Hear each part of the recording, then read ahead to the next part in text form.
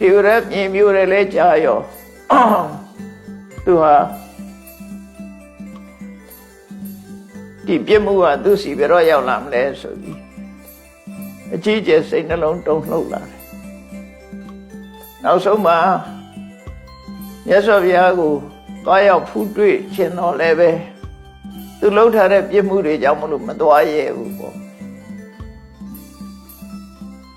နောက်တသောမုန်းလပြည့်နေ့တခုသောညမှာလပြည့်နေ့ညမှာသူကအိမ်မပြောလို့တသောမုန်းလပြည့်ဆိုတာကျက်တရားတွေအစုံထွက်ပြီးတော့လပြည့်နေ့ညကအဗဓမ္မကြည်လင်တန်ရှင်းပြီးနှက်ခတ်ဆုံတဲ့ညဆိုတော့ပွဲသွေနေတဲ့ကျင်းပါနေတာဖြစ်တယ်တမျိုးလုံးတစောင်းတိုင်းပွဲထိန်ထိန်ထွန်းပြီးတော့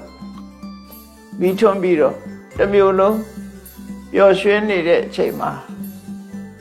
သူလည်းပဲနန်းတော်ကလာတာဆောင်မှာအမတ်တွေနဲ့ခြံရံပြီးတော့တစောင်းမုန်းလာပြီးနေ့ရဲ့တာယာလှပမှုကိုချီးရှုရင်ကနေပြီးဒီလိုနေမျိုးမှာသူတော်စင်သူတော်မြတ်ကိုသွားရောက်ပြီးတော့ကိုယ်ဝိစိကရရင်ကောင်းပါပဲတရားနာရရင်ကောင်းပါပဲလို့တကယ်တော့သူဖះကိုသွားတွေ့ချင်တယ်ဖះရှိသွားချင်တယ်အဲ့လိုဘုရင်ကြီးက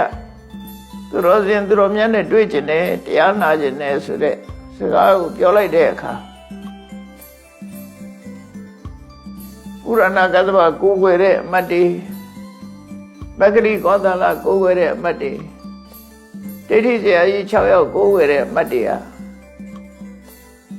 သူတဲ့ငါဥအောင်လျှောက်ကြတယ်ရှင်မင်းကြီးကြံကောင်းပါတယ်ဒီလိုနေမျိုးမှာတကယ်ကိုသူတော်စင်ကြီးဖြစ်တဲ့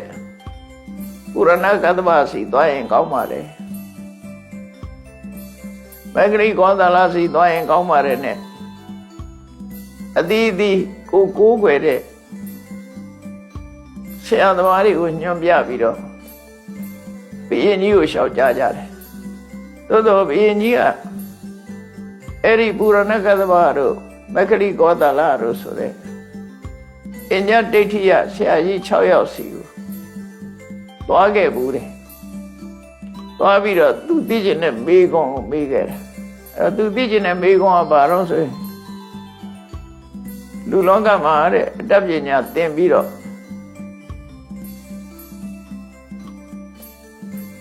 ပညာတတ်တဲ့ပုဂ္ဂိုလ်တွေဟာ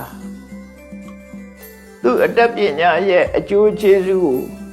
လက်တွေ့ခံစားကြရတယ်ဥပမာမဲ့ဒါခုတ်လန်တို့တတ်တဲ့ပုဂ္ဂိုလ်လည်းပဲဘယင်ရဲ့မြောက်စားမှုခံရတယ်စင်စီမြင်စီတတ်တဲ့ပုဂ္ဂိုလ်လည်းဘယင်ထံခါစားပြီးတော့ဒါကကောင်းကောင်းရတယ်အချက်ပြုတ်တတ်တဲ့ပုဂ္ဂိုလ်တွေကလည်းပဲဘုရင်ရဲ့စားတော်ကျက်အဖြစ်လာကတွေကောင်းကောင်းရကြတယ်ဘုရင်ရဲ့ချီးမြှင့်မှုတွေကိုရတယ်တော့ကိုတတ်တဲ့အတတ်ပညာရဲ့အကျိုးကျေးဇူးကိုလက်တွေ့ဘဝမှာခံစားကြရတယ်အဲ့ဒီအတတ်ပညာတွေအတတ်ပညာရှင်တွေဟာသူတို့အတတ်ရဲ့အကျိုးကျေးဇူးကိုလက်ရှိဘဝမှာနေမယ်ခံစားရတယ်လို့ရှင်ဘုရားတို့မိသားစုဘဝမနေပဲနဲ့သာသနာ့ဘောင်ဝိနာဟာလည်းပဲလက်တွေ့အကျိုးရနိုင်သလားဘယ်လိုလက်တွေ့အကျိုးတွေရတော့လို့ဆိုဒီမေးခွန်းမေးတာသာမညဖလလို့ခေါ်တယ်သာမညဖလဆိုတာသာမညဆိုတာဒီနေရာမှာဝိသေသနဲ့꿰တဲ့စကားလုံးမဟုတ်ဘူးဟောဒီနေရာမှာသာမညရဲ့အဓိပ္ပာယ်ကသမဏဘာဝယဟန်ဖြစ်ရခြင်းရဲ့အကျိုးကျေးဇူးလို့သူတို့ဆိုလို့တယ်ဟိုဝိသေသနဲ့သာမညကအဓိပ္ပာယ်တစ်ခုဝိသေသအထူးသာမညဆိုတာအလုံးနဲ့တူတာဝိသေသဆိုတာအလုံးနဲ့မတူတာအဲ့လိုခွဲတာရှိတယ်သာမညနဲ့ဝိသေသဒီသာမညကတော့သမဏဘာဝ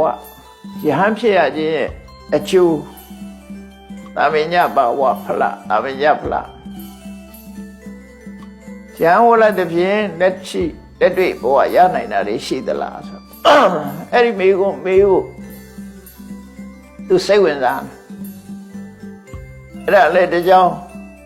မြတ်စွာဘုရားစီသွားကြတာနဲ့မြတ်စွာဘုရားစီတူတဲ့မသွားရဲဘူးစိတ်မလုံဘူးပေါ့လေအဲ့ဒါနဲ့နောက်ဆုံးမှာအမတ်တွေအသီးကနေပြီးတော့ပုရဏကသောစီသွားဖို့မဂရိကောသလစီသွားဖို့ဆိုပြီးတော့ပြောကြပြီမဲ့ဘုရင်ကြီးကအဲမလို့ဘူးငြိမ်နေတယ်အဲ့တော့ဟိုအမတ်တွေလည်းဆက်လျှောက်တော့အဲ့လိုငြိမ်နေအလုံးငြိမ်နေတဲ့အချိန်မှာအဲ့ဒီမင်းစုရာဇာပရိသတ်ထဲဥမတ်တွေထဲမှာမြတ်စွာဘုရားကိုးကွယ်တဲ့ပုဂ္ဂိုလ်တယောက်ပါတယ်ဆရာဇီဝကပဲဖြစ်တယ်သူလည်းဆေးဘက်ဆိုင်ရာအမတ်ကြီးဖြစ်ကောင်းဖြစ်လိမ့်မယ်ကျမ်းမာရေးဝန်ကြီးဖြစ်မှာပေါ့သူလည်းအဲ့ဒီမင်းစုရာဇာပရိသတ်ထဲမှာပါလာတော့သူကဘာမှမလျှောက်တဲ့အခါကျတော့အဇာတတမင်းကထုတ်ပြီးတော့ဟာတငယ်ချင်းဇီဝကမင်းကဘာလို့ငြိမ်နေတာတော့ဘာလို့ငြိမ်နေတာတော့လို့ပြောလိုက်တာနဲ့ဇီဝကမြတ်စွာဘုရားဟာယဟန်250နဲ့အတူသူဆောက်လို့လူဒန်းထားတဲ့တည်းဥယျာဉ်ထဲမှာတရင်သုံးနေတာရှိပါတယ်အဲ့ဒီကိုရှင်မင်းကြီးသွားရောက်ပြီးတော့စိကပ်ပါလို့အဲ့ဒီကြမှာသူကပြော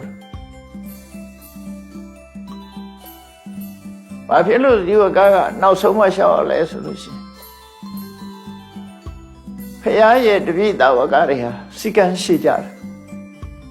သူများနဲ့လူပြီးတော့မပြောဘူးသူများတွေပြောပြီးပြီဆိုမှပြောမယ်ဆိုပြီး